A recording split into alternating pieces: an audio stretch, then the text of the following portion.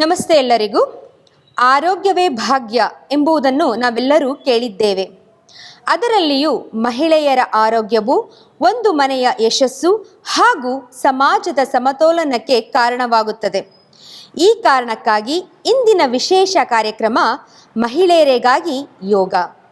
ಇಂದಿನ ಕಾರ್ಯಕ್ರಮದಲ್ಲಿ ಮಹಿಳೆಯರಿಗೆ ವಿಶೇಷವಾಗಿ ಉಪಯುಕ್ತವಾದ ಯೋಗಾಸನಗಳು, ಪ್ರಾಣಾಯಾಮ ಹಾಗೂ ಮುದ್ರೆಗಳನ್ನು ಅಭ್ಯಾಸ ಮಾಡಲಿದ್ದೇವೆ.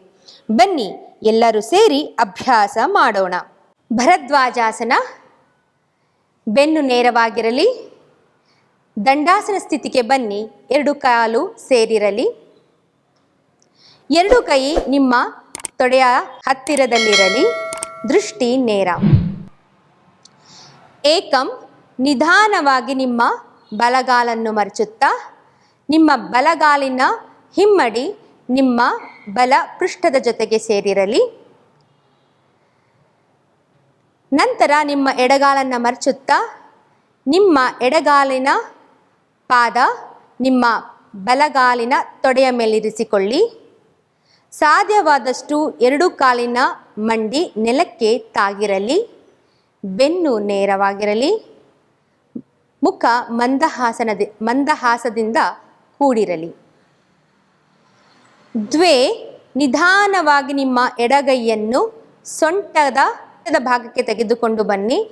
ಸಾಧ್ಯವಾದರೆ ನಿಮ್ಮ ಎಡಗೈಯಿಂದ ಎಡಕಾಲಿನ ಬೆರಳುಗಳನ್ನು ಹಿಡಿಯಿರಿ. ನಿಮ್ಮ ಬಲಗೈ ನಿಮ್ಮ ಎಡಕಾಲಿನ ಮಂಡಿಯ ಮೇಲೆ ಬರಲಿ. ನಿಧಾನವಾಗಿ ನಿಮ್ಮ ಕತ್ತು ಎಡಭಾಗಕ್ಕೆ ತಿರುಗಲಿ. ಎರಡು ಭುಜಗಳು ಒಂದೇ ಸಮಾಂತರದಲ್ಲಿರಲಿ. ಸೊಂಟ ಭಾಗ ಆದಷ್ಟು ಎಡಭಾಗಕ್ಕೆ ತಿರುಗಲಿ. ಯಾವುದೇ ಕಾರಣಕ್ಕೂ ದೇಹದಲ್ಲಿ ಯಾವುದೇ ಬಿಗಿತವಾಗಲಿ ಇರಬಾರದು. ಮನಸ್ಸು ಪ್ರಶಾಂತತೆಯಿಂದ ಕೂಡಿರಲಿ. ಈ ಒಂದು ಭಂಗಿಯಲ್ಲಿ ಸ್ವಲ್ಪ ಹೊತ್ತು ಇರೋಣ. ತ್ರೀಣಿ.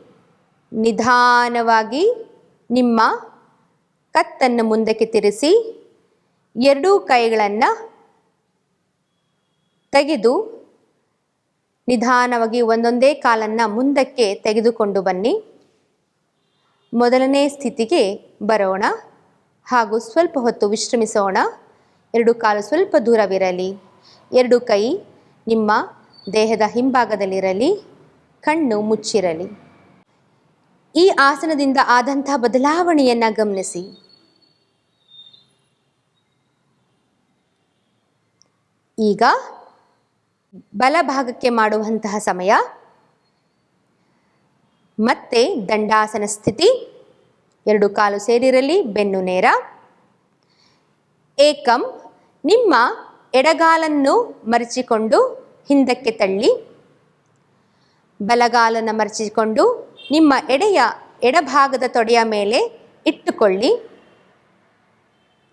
ದ್ವೇ. ನಿಮ್ಮ ಬಲಗೈ ಸೊಂಟದ ಹಿಂಭಾಗಕ್ಕೆ ಹೋಗಿ ಆದಷ್ಟು ನಿಮ್ಮ ಬಲಗಾಲಿನ ಪಾದದ ಹತ್ತಿರ ಅಥವಾ ಬೆರಳುಗಳನ್ನು ಹಿಡಿಯಲು ಶ್ರಮಿಸಿ.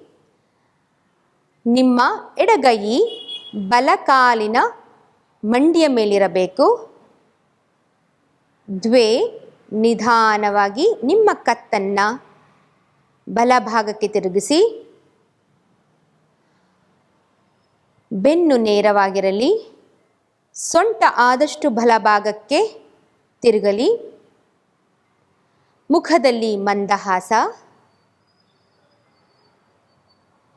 ಈ ಒಂದು ಭಂಗಿಯಲ್ಲಿ ಸ್ವಲ್ಪ ಹೊತ್ತು ಇರೋಣ.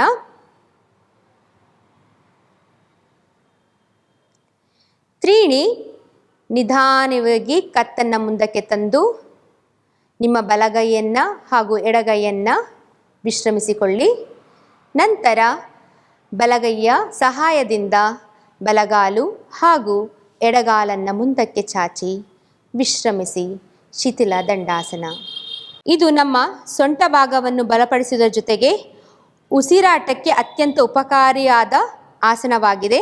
ಹಾಗೆ ನಮ್ಮ ಮೆನ್ಸ್ಟ್ರಲ್ ಸೈಕಲ್ಸಲ್ಲಿ ಆಗುವಂಥ ನೋವನ್ನು ಕಡಿಮೆ ಮಾಡಲು ಇದು ಸಹಾಯವಾಗುತ್ತದೆ. PCOD, PCOS ಇರುವವರಿಗೆ ಇದು ಅತ್ಯುತ್ತಮ ಆಸನವಾಗಿದೆ. ಜೀರ್ಣಕ್ರಿಯೆಯನ್ನು ಸುಧಾರಿಸುತ್ತದೆ. ಹೊಟ್ಟೆಯಲ್ಲಿ ಬಿಗಿತ ಮತ್ತು ಉಬ್ಬರವನ್ನು ಕಡಿಮೆ ಮಾಡುತ್ತದೆ. ಕೆಳ ಬೆನ್ನಿನ ಬಿಗಿತವನ್ನು ನಿವಾರಣೆ ಮಾಡಿ ದೈನಂದಿನ ಒತ್ತಡವನ್ನು ತಗ್ಗಿಸುತ್ತದೆ. ಮನಸ್ಸಿಗೆ ಶಾಂತಿ ಹಾಗೂ ದೇಹಕ್ಕೆ ಲವಲವಿಕೆಯನ್ನು ಇದು ನೀಡುತ್ತದೆ. ನಮ್ಮ ಗರ್ಭಾಶಯ ಆರೋಗ್ಯಕ್ಕೆ ಇದು ಅತ್ಯಂತ ಸಹಕಾರಿಯಾದ ಆಸನವಾಗಿದೆ. ಯಾರಿಗೆ ತೀವ್ರವಾದ ಮಂಡಿ ನೋವು, ರೀಸೆಂಟ್ ಅಬ್ಡಮಿನಲ್ ಸರ್ಜರಿ ಇರುವವರು ಈ ಆಸನವನ್ನು ಎಚ್ಚರಿಕೆಯಿಂದ ಮಾಡಬೇಕು ಅಥವಾ ತಜ್ಞರನ್ನು ಸಂಪರ್ಕಿಸಬೇಕು.